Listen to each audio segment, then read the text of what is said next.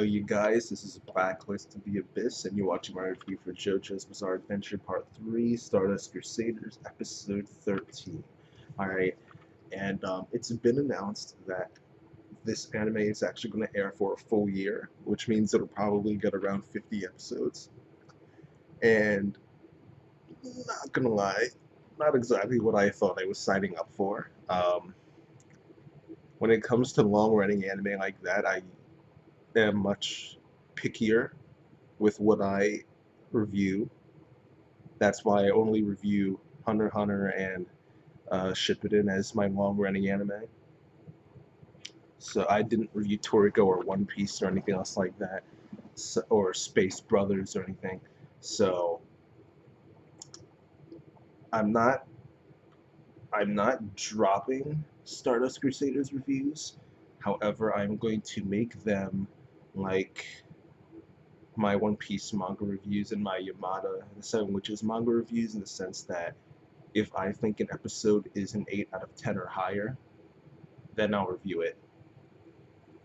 But yeah, so this is going to be my last normal Stardust Crusaders review, just because it's going to be too long of a series to review all the good episodes and all the cool episodes and all the okay episodes and all the below average episodes. It's just too much, especially since I'm getting busier and busier. So yeah.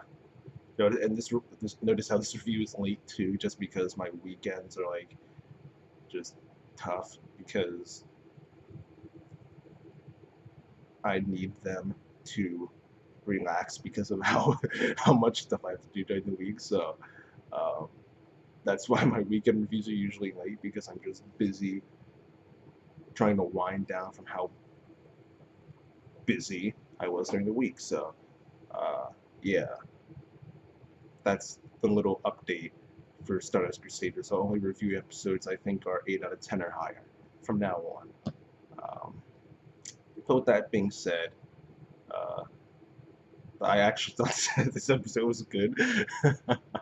uh, they're on their way to Pakistan, Team Joestar, as I call them, and that car that was following them is now ahead of them, and it's going really, really freaking slow. So Polnareff decides to pass him. All right, and once he does, he sees Anne up ahead, so he has to stop. She gets in, blah blah blah blah blah. But as they continue driving, the car that they passed is now like right on their bumper. All right, so they decide, all right, let's just let him pass. So they did. Then as soon as he passed, he slowed down again. So he's pretty much just screwing around with them, which was freaking hilarious. I thought that was funny. I really did. So then after he slows down, then he tells them to pass. So then they do. But then as soon as they pass, they run into an 18 freaking wheeler. All right, so, and they probably would have died if it wasn't for Star Platinum protecting them and punching the truck away. All right. And they look around for that other car, but it's gone now. All right. And we see the car up ahead switching the sign for Pakistan and I believe Syria. I think that's what it was. And then after doing that, it goes back to this tea house, which is where Team Joestar ends up going next. And they end up seeing his car there. So they're looking around trying to figure out, like, all right, who is this guy? Who is this guy? They just decide, no, it's screw it. We're going to attack everyone. But as soon as they start beating people up, the guy appears in his car again and drives off. So then they're like, oh crap. So then they get in their car, they start chasing after him. They go towards Pakistan. In reality, it's Syria. Or not even. It's a dead end. That's what it is. All right. They go towards the dead end, and the car, even though they were chasing it, it ends up behind them. It like drove up the map. It did some crazy stuff, right? It ended up behind them, and then Polnareff's trying to hit the brakes. He did hit the brakes so that they didn't go off the cliff.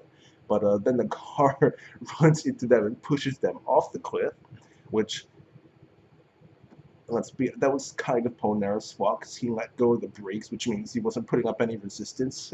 So then they end up falling off. But Hierophant Green goes up, connects the cable to the car. Then Star Platinum pulls down the wire, which instead of pulling the car down, pulls them up. And then Platinum punches the car off the cliff, and then the wire cuts off. So now the positions are reversed pretty much, and the car falls off the edge with the dude inside. However, it turns out that the car is a stand, so it's not actually destroyed, right? And the stand user actually communicates with them through the radio of their own car, all right? And he used the wheel. His stand is the Wheel of Fortune, all right? And it comes up through the ground, destroys their car, and it gets this makeover and it looks pretty epic, all right? And it just starts attacking them, right? It attacked them with gasoline-like bullets, which we didn't know was gasoline at first, but we end up learning that later. At this point, it was just something they couldn't see. But yeah, it ended up being gasoline, and it would always like pierce their bodies and like make them bleed, but like they would never actually be anything embedded in their skin, so they wouldn't be able to figure out what it is. So they just decide to try and retreat, but the car keeps going after them, and eventually they do find out that it's gasoline they're being hit with. So then the Wheel of, what was the dude's name? Riri or something like that. Riri and the Wheel of Fortune. He takes these wires out, and all these electric sparks go flying everywhere, and the gasoline on Jotaro ends up getting ignited. So Jotaro's catching on fire. He's sitting there like freaking the Human Torch from the Fantastic Four. That was his name, right? The Human Torch, whatever. He looks like the Human Torch from the Fantastic Four. It's like fire surrounding him completely. All right, and then Jotaro falls down there dead, and the dude, it was funny. He was like, "Part 3 is over," and started breaking the fourth wall a little bit. He was acting like he was going to replace Jotaro as the main character, and Jotaro comes up from out of the ground, Naruto style. Well, this probably came out before Naruto did that, but whatever. I'll still say Naruto style because that's what people will know. He comes out of the ground. Turns out his jacket was burned, and he went underground to escape. All right. So he comes out saying that he's still the main character. He's not going to be replaced. And he wins. So that was where the dude gets sent out the car. They start making fun of him and how small he was. They start making fun of his car too and how puny it was. It was funny. This episode was good. It was funny. We even got a couple "oh no's" from Joseph. We even got an "oh god." That was funny. So yeah, overall the episode was funny, and it was enjoyable. It was good, solid. And at the end, we see Enyaba. She decides to go fight them herself. So yeah, that's pretty much it for the episode. Like I said, I enjoyed it. I thought it was good, so I'll give it an 8 out of 10.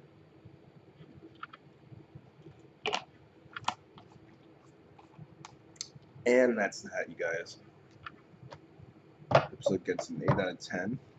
Rate, comment, subscribe, and I'll see you guys next time.